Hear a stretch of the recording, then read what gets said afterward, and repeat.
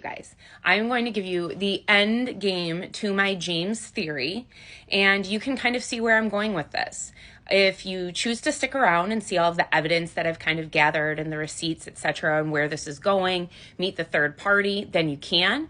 But if you hear this ending and you're like, that's not it, then I'm not wasting your time. I know a lot of people think that we get paid a lot of money to do this, and we really don't. I literally do these for selfish reasons because while I'm researching, observing, etc., I like to share these ideas. That not everybody enjoys it like I do, but since I do, I want it on record.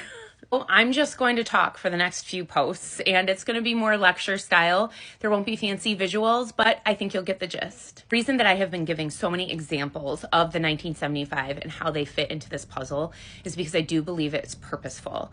I think that this was a concept that was derived, and I think that a bigger meaning was meant by it. So there has been a very popular topic in English, literature, psychology, music theory, history, etc., over the past 50 years. All of these communities have kind of been racking their brain for a forward way of learning. And what I mean by that is that people are looking a lot at legacy. And I'm going to use the Beatles as an example. People like the Beatles, Stevie Nicks, Bruce Springsteen, you name a great artist, and they have brought it up in interviews before. But it's, where is legacy going? Legacy and the idea of people being a legend and their art surviving for all time is a dwindling concept. And the Beatles kind of said it perfectly because they are icons. Everybody knows the Beatles. But nowadays, not everybody knows the Beatles. They know the Beatles' name. So something that Paul McCartney brings up a lot is, one, the Beatles were only together for 10 years. A lot of people don't realize that. And people know the name, and they will go down in history books or in music theory, etc., with the Beatles' name.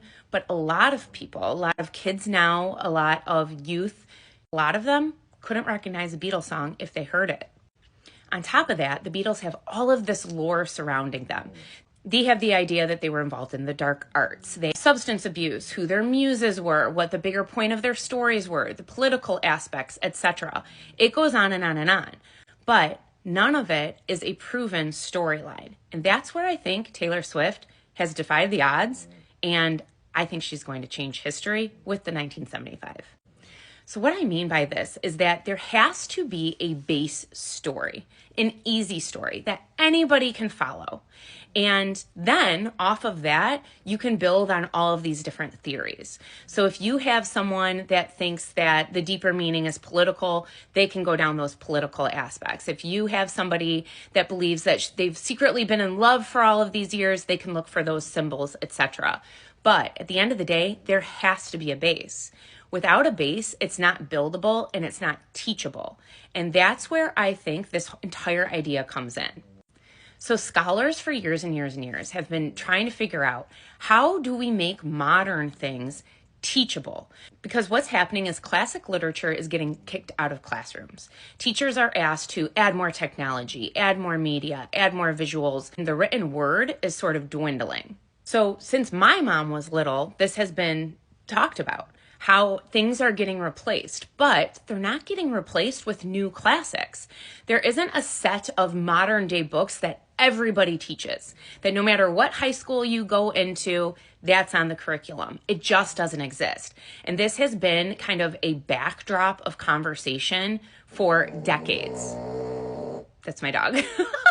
So what has been talked about and failed time and time again is, how do we produce something that is great, that is the most amazing story you've ever heard and can be looked at from so many different avenues?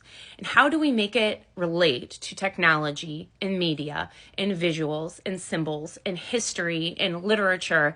How do we tie it all together? And nobody's figured it out. I think that is what Taylor Swift and the 1975 have been doing. The Beatles have amazing lyrics and amazing sounds, but even the Beatles become outdated eventually. There's a very short shelf life for music because our kids listen to something different than we listen to, and we listen to something different than our parents do. And yeah, some of that is generational and is carried down.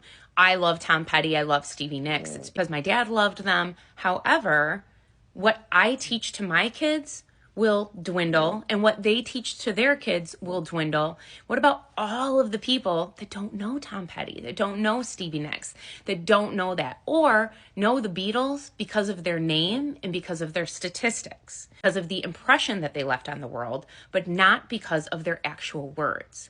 Taylor has said time and time again that she wants to be remembered for her words. To have a legacy, it has to be involved with written word. And if you just take lyrics to a song, they might be the best lyrics to a song that you've ever heard. But how is that going to get carried down 100 years from now? And I think she figured out how to do that. I always think back to The Great Gatsby and how it's taught so differently depending on the teacher. You could have somebody that teaches the American dream. You could have somebody that relies heavy on the love story or love lost. It all depends on the teacher. But one thing remains the same, and that is the very base of the story. Do you know what the base of the story is called? It's called the booth.